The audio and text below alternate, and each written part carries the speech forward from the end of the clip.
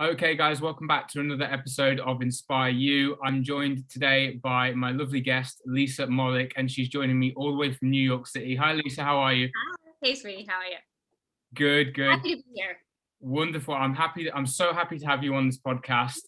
Obviously, we've not known each other that long, so our friendship is relatively new when it comes to knowing each other on TikTok. But I'm going to give you a brief introduction for the people listening and the people watching as well, and give them an idea for who you are. So this is Lisa Mollick, and she is a trained psychotherapist working out of New York City. She's been practicing for a couple of years now, and you specialize mainly, you said, in eating disorders. Is that correct? Eating disorders, which are also comorbid with lack of self-esteem, self-worth, life transitions, relationships, because it's all interrelated. It's all correlated. That's amazing. As I was telling you, and the reason why we actually found each other was through TikTok. Because I think we share a lot of the same content in terms of the self-love, but also the relationship aspect, dealing with single life in this swipe culture, so to speak. Yeah. So for those who aren't following Lisa already on TikTok at the moment, her handle, which I'm going to put the details on at the bottom of the screen for people watching on YouTube as well, but your handle is therapist.in.nyc. Is that correct? Yes. Wonderful. Exactly. So you've got approximately, I think, almost 3,500 followers now. So if anyone wants to go and follow Lisa and gain insight into her content, which is absolutely incredible, please go and give her a follow. Thank you so much. No, that's fine. So we're just going to dive right in. We've got a couple of topics that we've prearranged that we wanted to discuss, which we're both passionate about. So the first one that really, because you sent me a list of a couple of things that you wanted to talk about, the one that really stuck out with me to start with was single life in a swipe culture environment. So yeah, it is. It's an absolute nightmare. So primarily what we're talking about here is dating apps. Right, absolutely. Swipe left, swipe right. So give me a little bit of background into your experience with the dating apps. Oh God. I've been on and off of them for years. Listen, I'm flat off the bat, I'm a hopeless romantic. So I believe in more of an organic meeting. To me, I've always really hated the dating app. I mean, they're great at what they do, right? And it works. We've seen proven results. But it seems very, I don't want to say fake, but it seems forced. We're judging someone primarily off of their photo, which is not fair. And there's such an abundance, a plethora of different faces that I think as a woman, I can't speak for a man, but I think as a woman, it's very hard on the ego because we know that we're one of thousands and thousands and thousands that some guy is shifting through. And though we might be great, we're not given that opportunity to shine because we're dulled by the plethora of other people.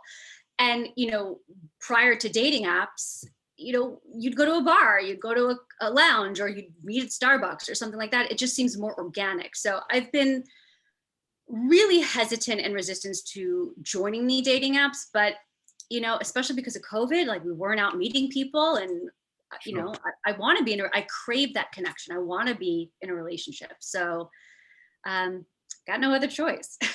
Do you find that since the dating apps have become more prevalent, since more people have started using them as a result of COVID and everything else, do you find that that kind of culture of meeting people organically has become a lot more extinct now?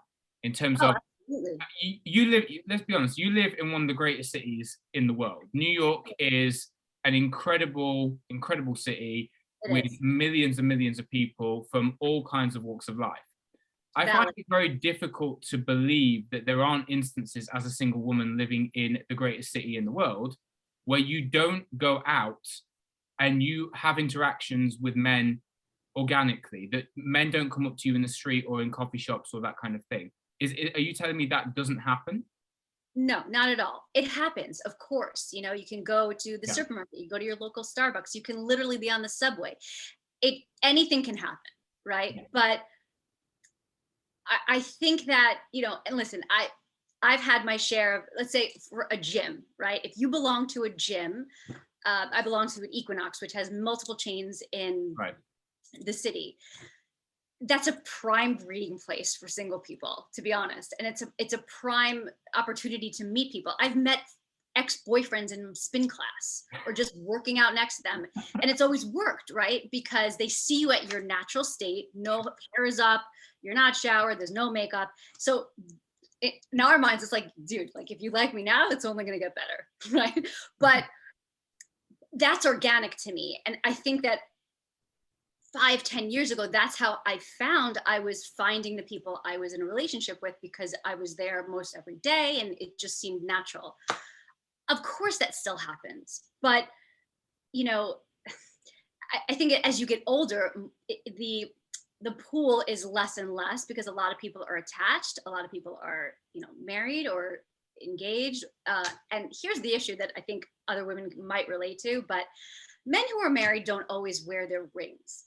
No, they don't. Especially in the gym, Right. which is false advertising, if I have to be honest. It's not fair, and it can get you into trouble. So but they should make that known in the interaction, that when they start talking to you, or when you start talking, if anything, they shouldn't be talking to you in that kind of way. Yes, but like, let's be realistic. Yeah, I mean, that never happens. It should be straight off the bat. Oh, by the way, I'm married. I'm not wearing my ring, but I am, you know. Yes, but there's not a lot of people like you in New York. That is a rare thing. Let me just put it right out. Okay. You know, and that's one of the difficulties that I'm finding in relationships and dating, is that here's the thing, and maybe you can relate to this. When you become so self-aware and you know your self-worth, you no longer tolerate and settle for anyone else who doesn't align with your beliefs.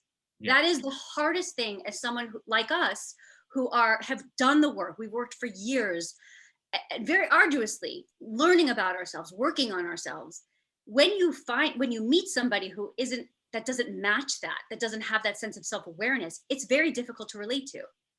Yes. And you know, kind of like what Jay Shetty talks about, I think he talked about it with Matthew Hussey, which is that in a relationship, there really shouldn't be a teacher and a student. It should be a duality, you know, right? So you shouldn't have to coach your partner. You shouldn't be in a relationship where you feel like you're babysitting or coaching the person that you are effectively in a relationship with. They should be your teammate.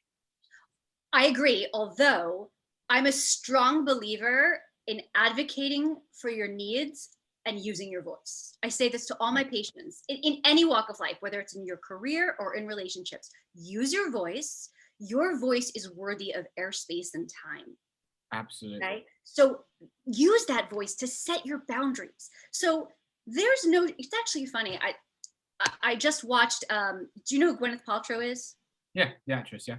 She just started a new series. Her lifestyle brand is called Goop. She just started a new series, and it's about relationships and intimacy. And she is a strong advocate for being able to use your voice and let your partner know what you need, both physically, right, and intimately and relationally. You need to be able to express, these are my boundaries, this is what I'm expecting from the relationship, and this is what I desire. And a lot of people don't do that. Do you think that, and this is just going back to the idea of dating apps for a minute, because this is something that I've come across a lot. Yeah. And male friends of mine are guilty of this. They're so guilty of this. And I don't know if women are just as guilty. But apps like, without naming obviously the apps and giving free advertising, we know what they all are. Swiping left or right. The majority of men I know get on these apps and they're not even really looking at the picture. They'll sit there on the couch and they will be watching TV and they'll just be swiping yes to everyone. To anyone? They'll literally just be swiping yes to everyone. Because they're playing the numbers game. This is a man, the man you're describing is a man who is not self-confident, because their ego wants that hit. They want that hit of dopamine when a woman, yes, you match, right? When you get that little like rush of excitement that you match with somebody else. Yeah. That's what they're looking for. A man who is self-aware, knows what he's looking for, will not just swipe right on someone until he finds, hey, you know what? This is what I'm looking for. This is someone who looks like I can develop something with. Do you agree? I 100% agree. And like I said, from the conversations that I've had with male friends who are, you know, single or who have been single in the past who have used these apps, I have found them that they're just swiping yes to everyone in the hopes of matching with somebody. And I'm like, are you even paying attention to these people's profiles? Are you looking, do you even know their names? Do you know anything about what they're advertising in terms of their bio, in terms of their interests, or what they're looking for? Because you can't build compatibility off the back of a photograph, even if you're just looking at the photograph. And 9 out of 10 times the photo is filtered. I don't know if for men, but for women, right? Look at social media right now. Yeah. Nothing that you see is really true, right? There are people, and it's not accurate, and it's as I said, false advertising, right?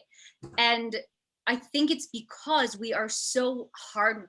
Listen, like we are as human beings hardwired for connection. We all want to love and be loved. We all want to be desired. I can't speak for men, but a woman wants to be wanted. She wants to be pursued. Well, so do men. I mean, both sexes are guilty of that same. Yeah. We both want, we both crave the attention, and we both like to have our egos stroked, to a certain degree. But again, at what point does it become unhealthy? At what point does the stroking of our ego, become toxic? Well, can I ask you a question just from a male point of view? I'm very curious about this. So again, this is something that Matthew Hussey states, right? In this dating swipe left, swipe culture, there's such a plethora of opportunity, let's say, right? Yeah.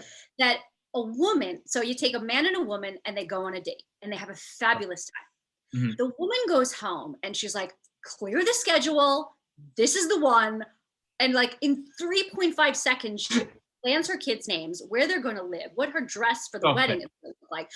I mean, I'm over exaggerating, but a woman has the capability of envisioning and quote unquote fantasizing about this guy that she met and she sees potential with. She goes home and she's like, off the app, this is the guy I'm focusing on.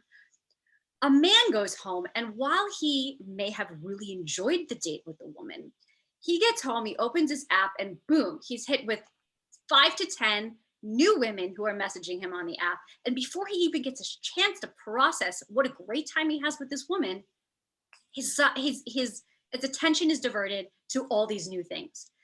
They're shiny objects, right? Because, and listen, I'm not saying this is just men. I'm sure this happens to women too. But that doesn't really give the opportunity for growth for those two people, right? So I'm just curious from a male point of view, do you experience that? Has that happened to you? My experience of relationships in the past has always been that I focus on the person that I am with. Yes. So if I go on a date and I feel a genuine connection with the person, yes, they're going to get a second date. Yeah. I tend not to, and I did in my late 20s after my relationship in my late 20s finished. Right. When I hit 30, I did start going out, and start dating quite a lot. Yeah. But what I found now is I'm more selective about the dates I go on. As you should be. Because I'll be honest with you, dating is exhausting. Can we just agree that dating is absolutely exhausting? That's the best descriptive word I could possibly imagine. It is. People talk about dating being enjoyable. Yes, it can be when you're going on dates with the correct people. But the majority of the time, when you're agreeing, and this is something I learned, when you agree to give dates to the wrong people, you become mentally drained because you're out on the first date and there's no connection, there's no natural conversation, and you're sat there the whole time thinking, why did I agree to be here? And you're hoping your phone's going to ring or somebody's going to message you saying there's some kind of emergency, or you just want to get out. So you make a polite excuse and you sort of let the person know that it's not going the way it's supposed to, and you try to let them down easy. But again, that is another difficult conversation to have with somebody that you just met on the first date. Yes, but let me ask you, so for me, and I've learned this from experience, okay? Sure. Time is our most valuable asset. If I give someone my time, that means something to me.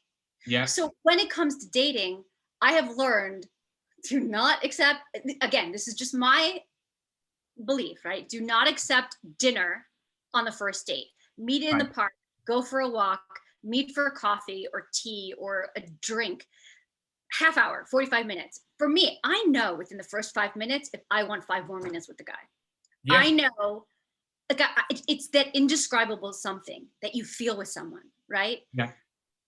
So But the worst thing in the world, like you're describing, is having a dinner with somebody and like looking at your watch and hoping that best friend that you asked to call you at a certain time is going to call and feign an emergency. We've all got that best friend. We've all done it. Like I've done it. I'm sure you have too. It's awful of us, but like, Yeah. but that's what I've learned, right? You have like a half hour, and then you know that you want more. But yeah. I mean, there's a lot I can say on that, but I just find that when it comes to the dating apps, yeah. they are very much overrated. Yeah. I struggle to, and I don't think I've ever genuinely had a long-lasting, meaningful relationship off the back of one of these dating apps. Yeah. Every single person I've ever met who I've had a meaningful relationship with has actually been organic. My ex at 21. Actually, now that I think about it. Yeah. Same. Yeah. Wow, that's not good. My ex at 21, we met, at a wedding, at a relative's wedding. That's a great thing to meet. Yeah, and that was so natural because we were hanging out and there was a spark. Yeah, I love my that. Serious relationship for 4 years, I was friends with the person first, and then it naturally developed into something more. But can I say that's the ultimate dream? It is. Like for me, so my favorite movie is When Harry Met Sally. Yeah. Ever since I was a teenager. Yeah. That is my dream. I want to fall in love with my best friend. I can't imagine, because listen, like chemistry and that physical intimacy, that can fade over time. Yeah. But if you are partnered and married or engaged, whatever it is, to your best friend, that's just the prime. That's just another level. That's just a pinnacle. And I think that's what most people want. They want a partner, but they also want a best friend. They want, someone who's going to support them in every aspect of life, and that you're also going to be able to support them. But you also want to have fun. You want someone who, is going to be playful and, with you in the relationship and just at ease with who you are, and you're at ease with them. And I think that's something that is so rare, and you're not going to find it. I seriously struggle to believe you're going to find that on the dating app. It's the most, and again, I'm speaking from a woman. I think for the most part, a woman is going on a dating app to date.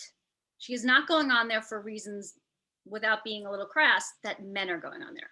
Men are definitely on, the majority of men anyway, are on dating apps for other reasons. Correct. And I think everybody knows what we're talking about here, right? Yeah. It's a hookup culture. Yeah. Yeah. And it's so hard for people like us. Like, we're empaths. We genuinely crave a deep connection with somebody. Yeah. And one of the biggest barriers to that for me on these apps is that right off the bat, you don't know what the person's looking for.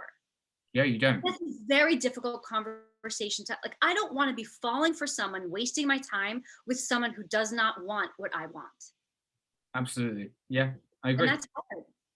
Yeah. So just moving away from the idea of the swipe culture to going into talking more about relationships in general.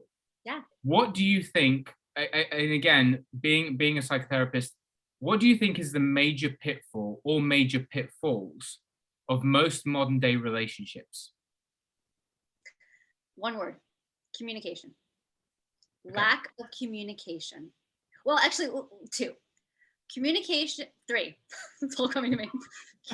Just add to the list as we go along. Just make a whole list. I've got a lot of passions. So, okay, like the wheels are spinning. Vulnerability. Okay. Honesty. And communication. Okay. Without those 3 things, you've got no shot. Okay, so let's go through each one. So when we're talking about communication, in terms of, obviously, let's go back to the starting point of a relationship. You've dated someone for, I don't know, a couple of weeks, and you've decided to make it official, and you've decided to, put the label on it that you are now in a relationship with this person. Right. You're communicating that, your intent and, your wants and needs from the relationship early on in the dating process. Right. Are you not? Right. So now you're talking about expectations, which is a very, very important thing to bring into relationships. Yeah. Okay. So have you ever said, like, oh, I'd really hoped that, or, I just thought that, or I had really, those are called expectations. Mm-hmm. And there are two types of expectations in relationships. One is the mutual agreement of and attention of what you both are looking for. And Right. then there's the second part. The second part of expectations are mostly bordering on fantasy. What you Right. envision in your head, you expect from this other person. And usually they go under the radar. And you don't notice those until they are not met. And then that can build resentment and Yeah. disappointment. And that is, I think, one of the downfalls of relationships is the disappointment from not having your expectations met. Right? Do you think that a lot of people go into relationships not being truly honest about what their expectations are? Yes. Okay, And- I'm going to speak from. and- I'm going to and speak they from my. take- in the sense they self-sabotage the relationship from the beginning because they may see the red flags and then they go, well, do you know what? We can work that out. Oh, listen, I will speak from a woman's point. We fall in love with potential. Right. It is the most dangerous quality. We fall in love with the idea of somebody and the potential. Oh, like, you know what? We'll work on that. Like, he'll change for me. Yeah. One day he'll give me what I want. One day he'll be ready. The one day wager never works. I've never seen it work. I've never experienced that it works. That's terrible. Right. But here's the thing, and I'll be very honest. When I start dating someone, I have the capacity to fall very hard and very quick if I'm interested, because I am so rarely interested in somebody because I am very particular and I don't believe in settling. Yeah. I know my worth and I'm not going to settle. So when I find somebody that I really like I'm on like future trip mode and I have to tame myself because again, like I don't want to, doesn't want to lead to disappointment. And so one of the difficulties again in relationships to tie back to your original question is that I find I'm actually really not being authentic in the first few weeks because, or your first few dates, because I'm self-protecting. Mm-hmm. We all have that defense mechanism mode, right? Like we pull back a little bit because we don't want to get hurt. But I really don't think that's authentic to me. Like if I like somebody, I want to touch them. I want to like put my hand on their arm. I want to put my hand on their leg. I want to kiss them when they're not expecting it. Like those are the things that I crave. And I find myself your love language is physical touch, basically. Well, it's interesting. Physical touch and words of affirmation. I'm a sucker for words of affirmation. Okay, right. So, again, talking about, this idea of obviously, managing expectations and communication as well. How important is it to be able to communicate your future expectations, like long-term future goals with someone when you start dating them? How early on in the dating process? I mean, let's face it, the majority of people who are in their 30s have had a lot of dating experience. They've been through their 20s, they've had their fun. They've, maybe had their heart broken a couple of times. They know how it feels. They don't want to experience that pain again. So by the time you get to your 30s, you're a lot more selective. I find now personally that when I date, if I'm giving someone a first date, straight off the bat, straight out the gate, I'm like, this is what I'm looking for. This is what I'm hoping to, where I'm hoping to be in 5 years. This is my sort of plan for my life and what have you and so on. And if you are not aligned with that, let's just part ways now. Because I don't see the point in, setting false expectations for myself and building the hope up, getting to like this person to only then find out that in a few months' time, we're not aligned, but I've fallen for them. And now I've got to have the awkward conversation of either breaking up with them or staying with them when I know the expectation isn't there. And potentially having my heart broken and breaking their heart at the same time. I just have to say, first of all, like it's incredibly beautiful. And it speaks volumes for the person that you are. It's and I imagine that you got to that place because of your experiences. Absolutely. Right? That to me, if I went on a date with you and you said those things to me, like the sun would be beaming on us. I'd be like, oh, like the angels are singing, because that to me signals a very self-aware, self-secure man who knows what he wants and is not going to tolerate or settle for less. Mhm. But I will tell you, I've never met that man. Maybe until recently. Recently, I have come across someone who's like right from the get-go been very honest about what he's looking for, Mhm. but that is so rare. So your sense of self-awareness is going to take you very far in a relationship, and you just have to find a woman who values that. So let me ask you, let me ask you a very pertinent question now. Do you think a lot of men, and I'm going to take a stab at men here, I apologize. Do you think the reason a lot of men are not honest this early on in the dating process I know what you're going to say. is simply because they have a hidden agenda? Excellent question. So I think that it's interesting because talking about like when if I first meet somebody, I think my insecurity speaks. Like I want to know what they're Sure. looking for because I'm self-protecting. I don't want to get hurt, right? So if they comment on my body or they comment on my looks, my initial instinct is, oh, that's all he's after. That's all he wants. Yeah. And my radar goes up. But that may not always be the case, right? So I like to give people the opportunity to tell me what they're looking for. But I always say, like, if this is all you see, you don't see me, because I'm so much more than this. Yeah. And I think it's very important I think chemistry and looks is what draws us into someone immediately, but then that should not be you have to really align in your values and are you compatible, right? You may be sexually compatible, but are you compatible? Yeah. Do you know what I mean? Yeah, absolutely. So I've always said that one of the things I've always said is physical attraction can bring two people together. But what keeps two people together is being attracted to each other from a mental standpoint. Yep. So being able to connect with somebody else, based on who they are, and where they are in their life. Right. That is what that connection is what's going to keep two people together. Because let's be honest, we are all going to grow old. Okay. Our physical looks are going to deteriorate. Yeah. We're not always going to be as attractive as we are in our 20s or 30s, right. And our bodies are going to change. But some of the most long-lasting relationships that I know, I've got family members and I've got, friends who have got elderly relatives, who have been together 50, 60 years. Mm-hmm. And you talk to these people and you say, what is, and everyone always wants to know, what's the secret? To elderly people, you see two elderly people walking down the street, in their 80s holding hands and being all cute and stuff together, and you just want to walk up to them and go, what's the secret? Absolutely. And they always tell you the same thing. There is no secret. It's like, well, there has to be. Well, you know what? I'll tell you what I think the secret is. Work. You have to work at your relationship. I think society has this idealistic view of relationships like what we see in movies and what we read in books. It's picture perfect. Yeah. No, relationships require work.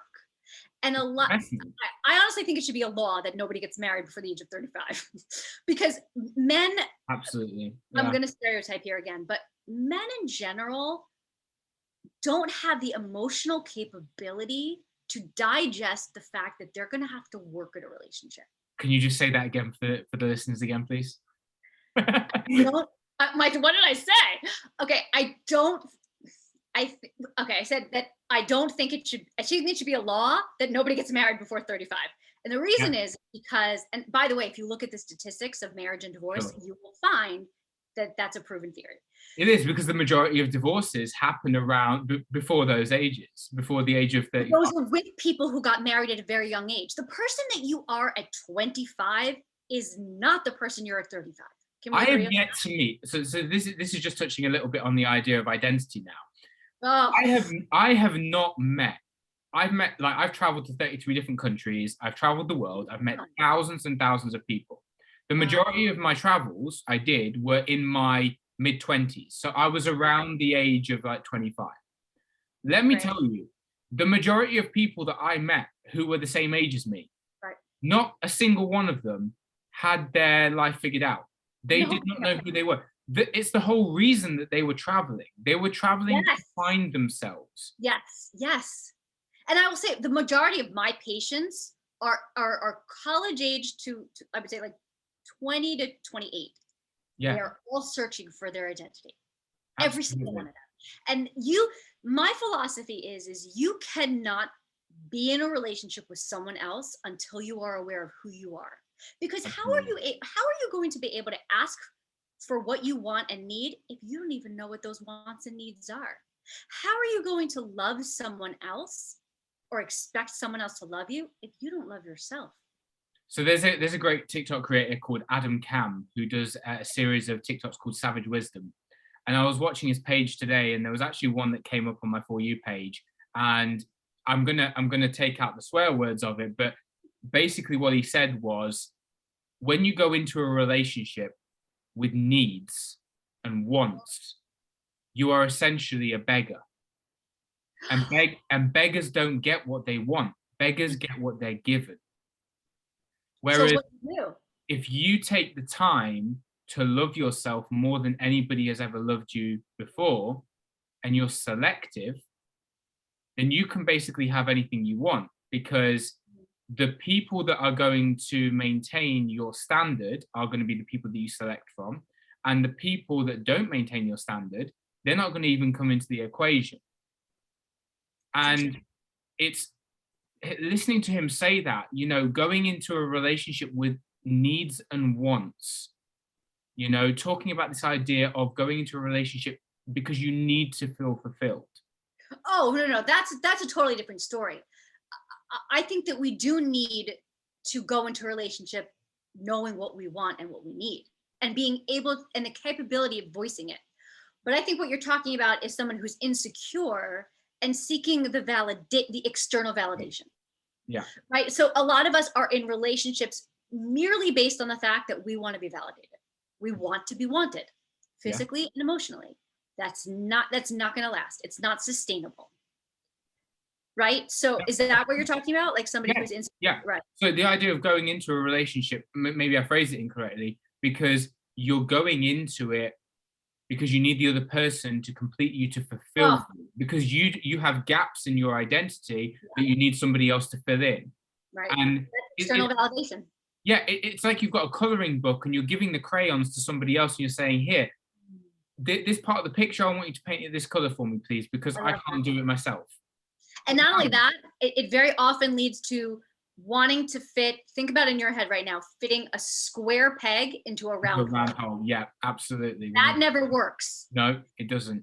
It absolutely and I think that we really try, like we really want this, like, and it's heartbreak is one of the hardest things about heartbreak is letting go of the idea that you have in your head of what you thought it was going to be. Am I wrong? No, absolutely. You're absolutely correct. Yeah. And relinquishing that fantasy and letting go is one of the most difficult. I mean, it's hard. It's really hard. I think so. Again, moving subjects again, because we've now talking about heartbreak and disappointment when it comes to relationships, because this is also this is a completely relatable topic that everyone listening will, of course, understand. We've all experienced failed relationships. We've all experienced heartbreak, disappointment. We've all experienced rejection. Yeah. From somebody that we've really wanted to be in a relationship with, and or who we've really liked, who hasn't reciprocated our feelings, and a lot of us let that play into our self-worth. So how can it not? Like let's just be honest, right? How can it not? Yeah. Right, because I think that a lot of us are craving that hit, like I said before, that hit of dopamine. It's an ego boost. Yeah. To be wanted, to be needed, to be craved. Sure. And when someone rejects us, it goes right to the core of our self-worth. It's like just a dagger. What is wrong with me that this person didn't want me? And then let me know if I'm wrong here. Then you actually want that person more, merely based on the fact that they don't want you. But again, I had a lot of people say, they have 5 guys in their DMs, right?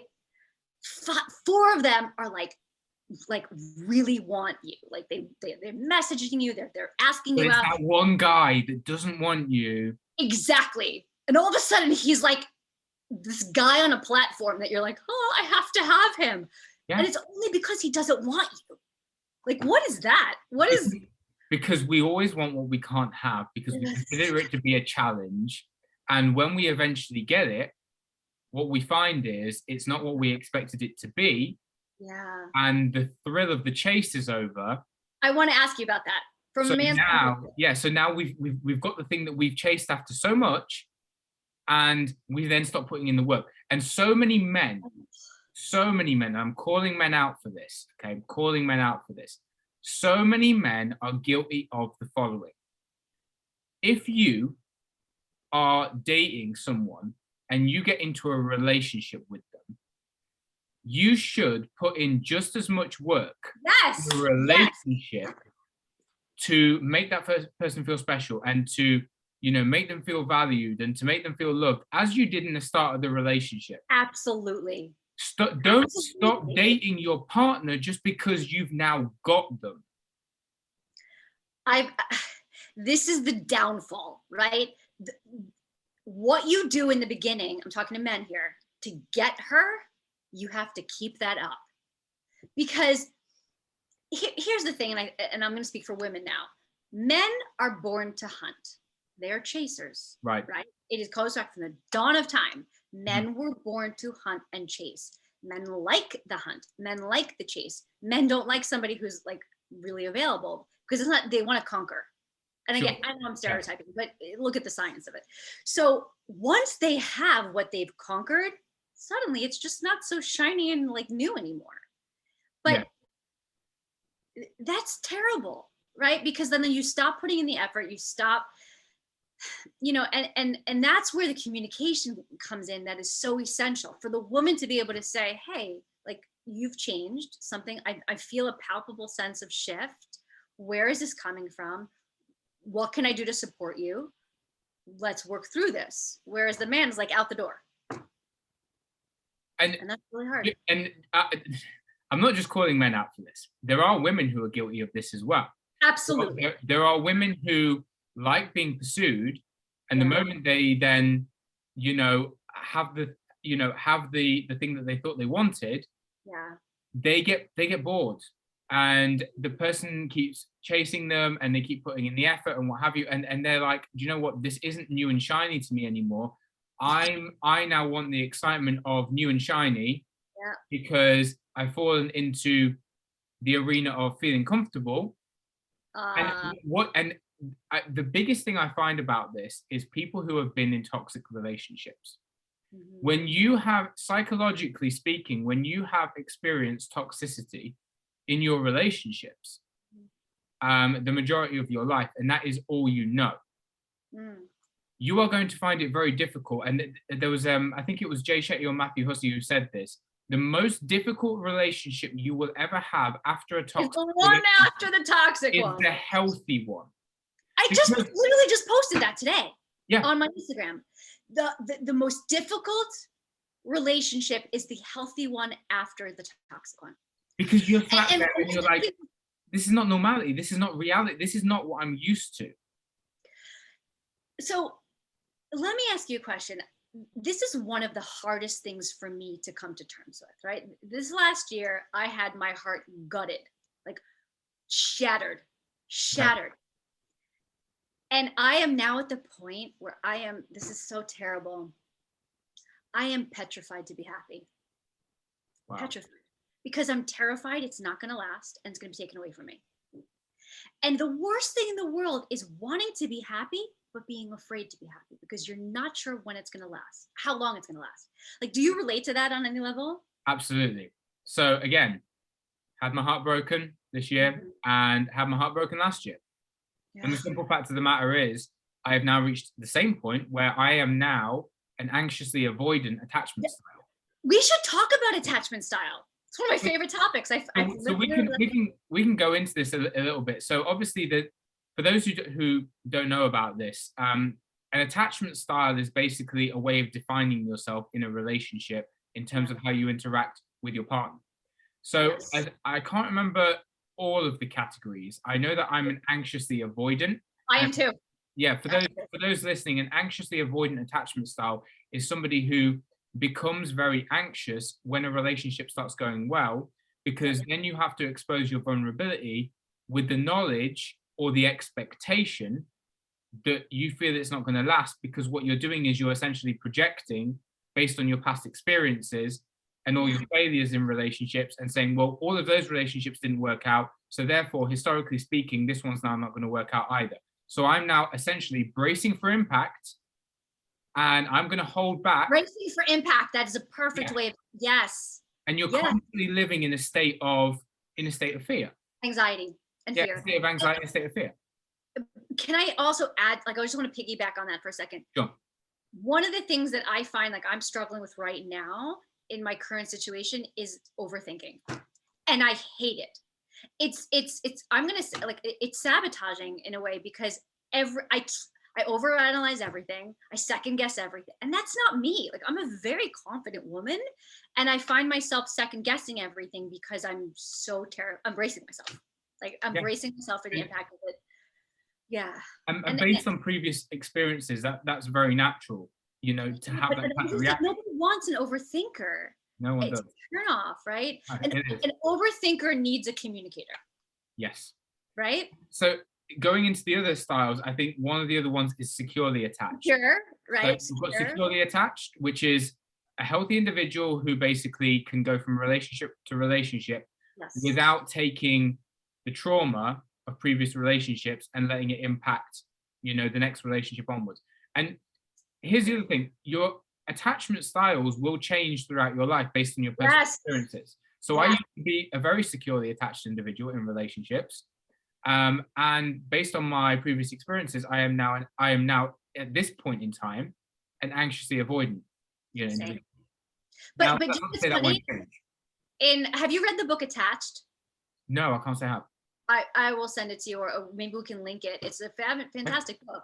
It's called Attached, and it's I have it in the other room, otherwise I'd grab it. But it is all about its different attachment styles, and psychology states that your attachment style is bred and born in your childhood. So if you grew up in an environment where your needs weren't met, you weren't validated, and you weren't loved, maybe you have a fear of abandonment, that leads to anxious attachment. Now, I firmly disagree with that. Okay. I grew up in a very secure household. I grew up being loved. I grew up with attention. I grew up being, you know, supported by my family and my parents, but I am very anxious avoidant. And the reason is, just like you, because of my history of heartbreak. So how can people take their past trauma and disappointment in relationships and utilize all of this heartbreak? And we talk about this idea of owning your heartbreak. Owning your story. Yeah, owning your story. Because let's face it, every relationship, when it ends, you know, there is going to be heartbreak. There is going to be, you know, a certain level of anger, resentment, you know, between partners. Yeah, all of that. Guilt. Shame. How can we take the lessons from how can we unpack each relationship and take the lessons that we've learned and use those as the building blocks to then form more secure, more healthy relationships in the future? Great question. It's an excellent question. So when I endure a heartbreak, my first instinct is to jump to why. What did I do to sabotage this? What happened? I want to jump to the lesson. And one of the things my therapist told me was that you're too soon. You're way ahead of the game. First, you have to mourn. You have to allow yourself a grieving period, the mourning the loss of the relationship. If you don't do that, you are selling yourself short. You must take that time. And grief is different for everybody. Sometimes it takes a year, sometimes it takes a week, sometimes it takes 3 months. Whatever it is that you need, you have to allow yourself to give that. You have to give it to yourself. Once you move out of the mourning stage, now you can process, okay, what did I learn from this? Mm-hmm. And how am I going to apply those lessons to my next relationship and equally as important, how am I culpable in what happened here? Yeah. You have to, owning your story of heartbreak and disappointment is strongly correlated to recognizing how you are culpable in the situation. And you must take accountability for that. Do you think there are people who do not do that? They The go majority of people. from relationship to relationship without taking that time. I refer to it as monkey branching. That's the technical term. What is it? Say again.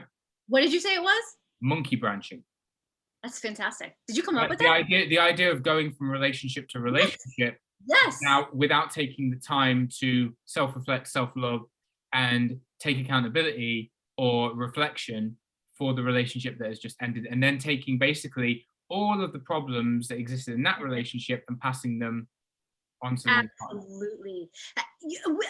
I'm imagining, if you think in your head right now, you know people, you have friends, you know, whatever it is, you know those people. Those people that always need to be in a relationship. Those are the insecure people.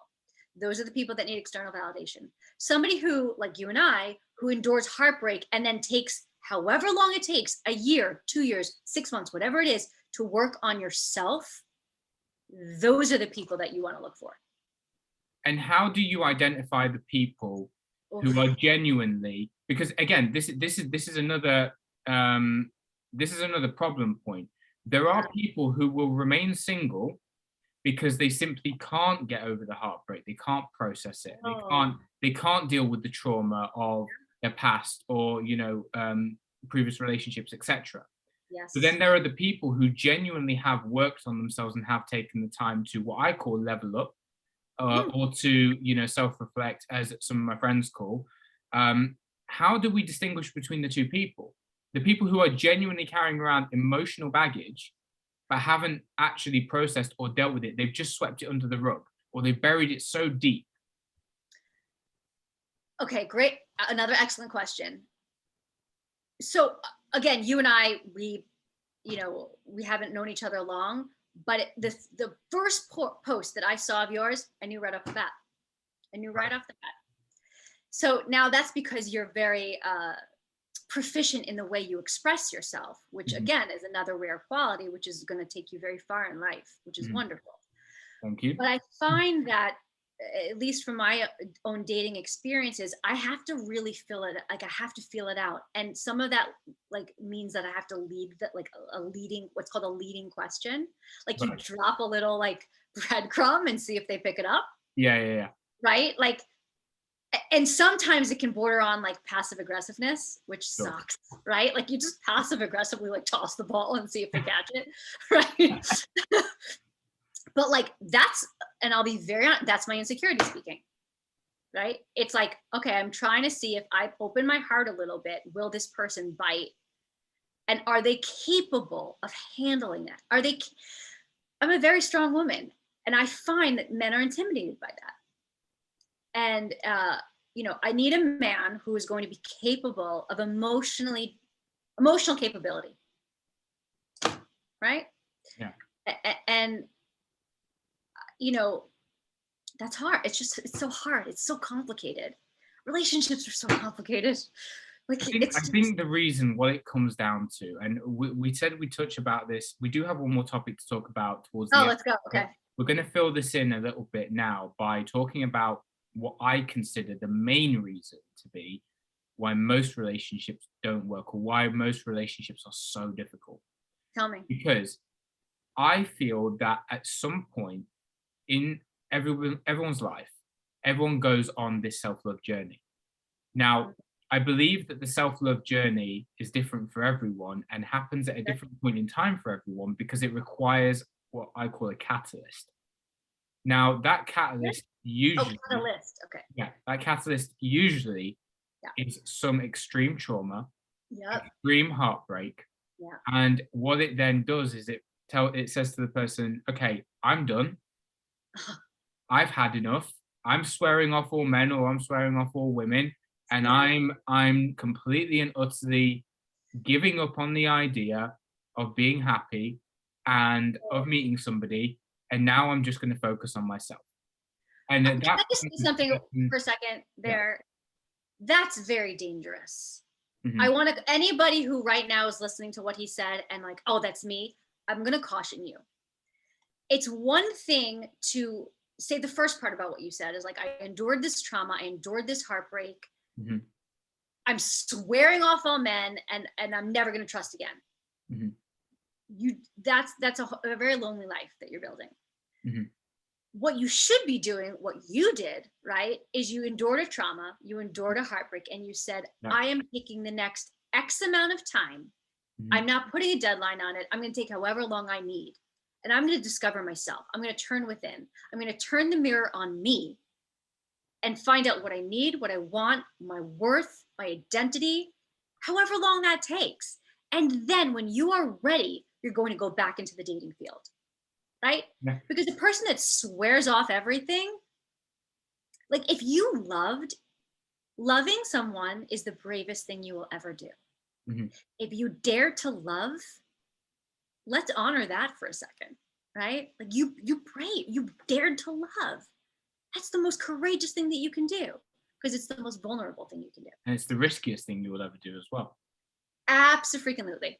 Vulnerability. If you sign up, Brene Brown said this, if you sign up for intimacy, you also sign up for the risk of utter heartbreak. But this is a problem again in our culture right now. And talking about it from a male perspective, and you can tell me about the female perspective and your thoughts on this. Sure. There is a massive stereotype amongst men for expressing their vulnerability. There are so many men who are ridiculed, who I see ridiculed on TikTok or on social media for posting about their vulnerability, for posting about the fact that they've had their heart broken, for posting about the fact that they have suffered, you know, some kind of trauma or loss or grief in their life. They've lost a relative or they've lost a loved one, or you know, they're dealing with mental health struggles. Why are we still living in the society that we're living in, knowing what we know about mental health, knowing what we know about dating and relationships? Why are we still ridiculing people for expressing themselves in this way? First of all, this is have you read Daring Greatly by Brene Brown? No, I haven't, no. I'm going to get you this book. It's okay. the best book you'll ever read. Big reading list from you. I do. I know, I'm sorry. But like you're just going to be so thankful for it. Anyway, in Daring Greatly by Brene Brown, she talks about how vulnerability is the greatest sign of courage. Mm-hmm. And being vulnerable also means that you are going to endure what she calls the suck, like the hard parts about yourself that you don't want anybody to see. That's what vulnerability is. But it is also the greatest sign of courage because it means stepping outside of your comfort zone. The magic happens outside of your comfort zone. I'm sure you've heard that term, right? Yeah. Nothing is going to happen if you stay safe. Nope. And so I completely forgot why I brought this up. Vulnerability. Right. In our society tells us that vulnerability equates to weakness, especially for a man. If a man is vulnerable, he's looked at as like I don't want to use the word, but it starts with a P and it ends with a Y. So that's how a man is looked at if he's vulnerable. Now, the irony of that is a man who is vulnerable is actually the most courageous of the bunch. But that's not what our society sees. And so men are so petrified to be vulnerable because they're afraid to be stereotyped and they're afraid to be looked at as that word I didn't say. So I heard a great philosophy about this from a lifestyle coach a while ago. Yeah. The reason behind this. So if we look back historically, you know, prehistoric times. Okay. Prehistoric times, you lived in a tribe as a man or woman. You lived in a tribe of approximately, let's say, 50 people. Okay. And you lived with that tribe your entire life. You were born into it. You died in it. Okay. You traveled everywhere with that tribe. You hunted with that tribe. You know, did everything within that small society, within that small pack. Sure. Now, let's say that a man,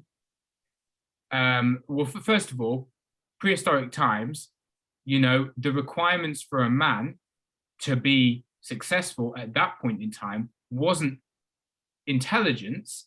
It was brute strength, the ability to hunt, and the ability to survive. Now that required, you know, being tall, having muscle, you know, being a warrior, that kind of thing. Absolutely. And let's say that you are a man who is living in that society and you approach an age where it's time for you to choose a mate. Now, looking in that tribe of 50 people, there may be only a few women who are appropriate for you, because some may be too old, some may be too young, etc. Right. Now, one of the things that is going to worry you is if you approach the wrong woman in a tribe of 50 people and you get rejected, you are not going to produce offspring and you are not going to pass on your genetic code to somebody else. That's all ego based. That is the natural inbuilt response. That is the natural fear behind every man experiencing rejection ever. Because if you go today, your brain is a prehistoric, your brain is a prehistoric machine that has not been updated to modern day software. We are out of date computers that have basically, we're running out of date programming. We are still living under the pretext that we live in a prehistoric society. Why else are men being told that in order to be a man, you have to go to the gym and have muscles. You have to have a six pack. You have to be, the alpha male. You have to, and by the way, I hate that term, alpha male. I distinctly reject that term because the majority of men I know who refer to themselves as alpha males, they're anything but. They are some of the most insecure people I've ever met in my entire life. Interesting. And like I said, if you approach the wrong woman in a tribe of 50 people and you get rejected, what's going to happen? Well, she's going to go to her friends who are going to be women of the same age as her, and she's going to tell them that you are not suitable for mating.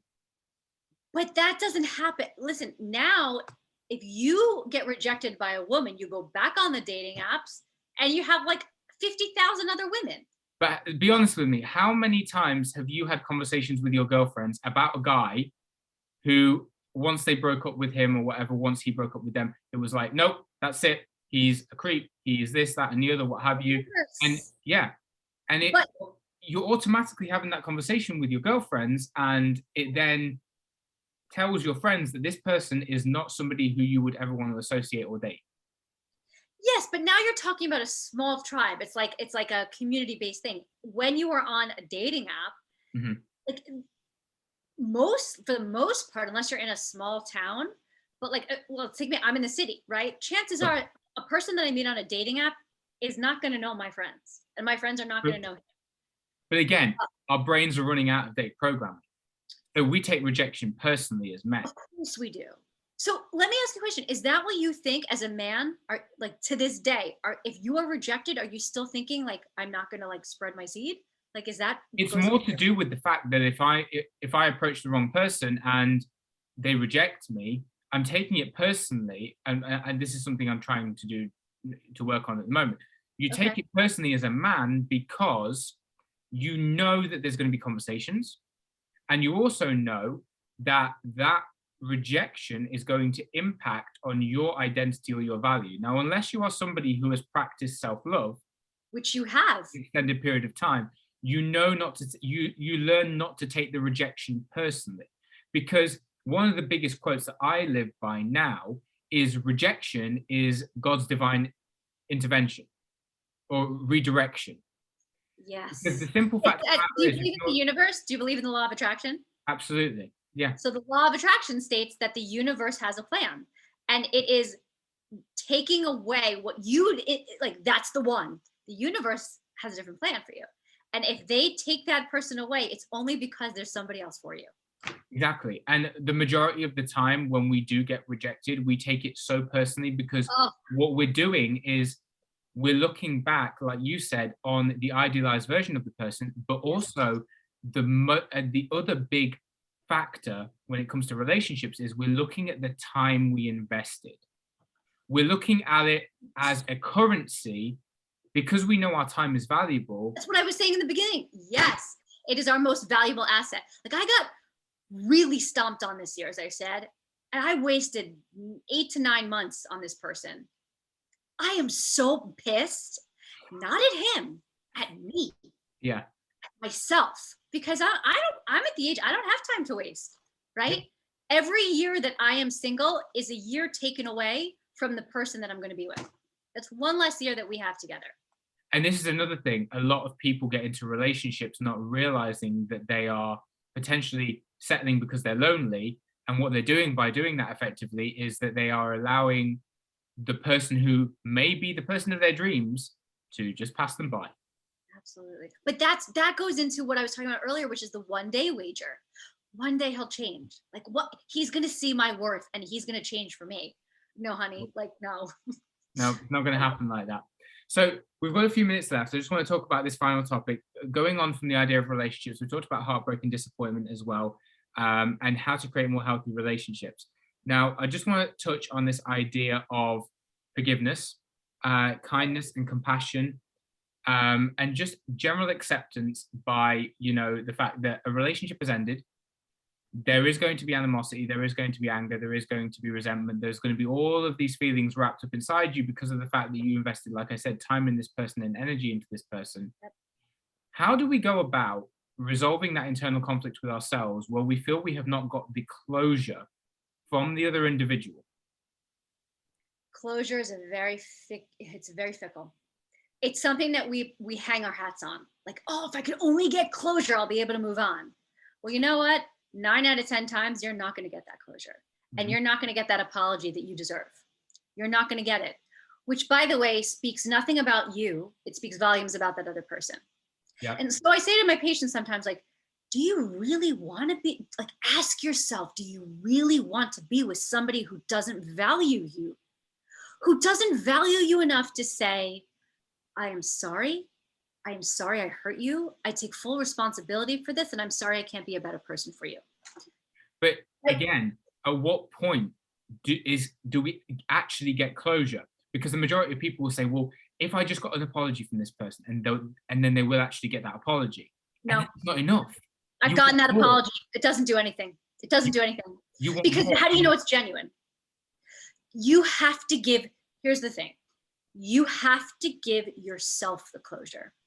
This goes back to external validation. Seeking closure from an external source is the same thing as seeking external validation. You have to learn through self-love, self-awareness, etc., that you have to grant yourself compassion and forgiveness, acceptance, kindness, and understanding that you did the best that you could with the information that you were dealt. Maya Angelou has this great quote.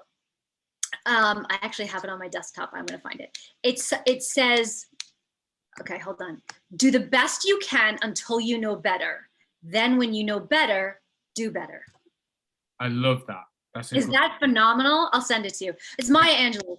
It's on my desktop for a reason. Because if you go through the rest of your life cursing yourself, berating yourself, angry at yourself, where is that going to get you? You have to learn how to grant yourself compassion and forgiveness. You did the best that you could with the information that you had at that time. So ask yourself, Jay Shetty has this thing, right? Ask yourself the top 3 best and top 3 worst decisions you've ever made. And if you were faced with those decisions right now in this moment, would you do them differently? If you would do them differently, there's your lesson. How would you do them differently? What have you learned? Amazing. Right? Yep. 100% agree with you. And I think that is a great way for us to finish up. So I just want to say again, thank you, Lisa, for coming on, sharing your amazing insights. As I've said to the people listening and watching this at a later date, if you're not following Lisa on TikTok already, please go and give her a follow. She creates some incredible content around all of these areas. I'm so grateful to have connected with you and for us to now be friends on this. And I look forward to talking to you more. I hope we have so much more to talk about. Like, this was really do. We really do. But thank you very much to everyone. My pleasure. I cannot thank you enough for the opportunity, and thank you so much for having me. I'm really excited for you. No problem. Thank you to everyone who's listened. This has been another great episode, and we'll see you next time. Thanks, Lisa. Thank you. Thanks. Bye.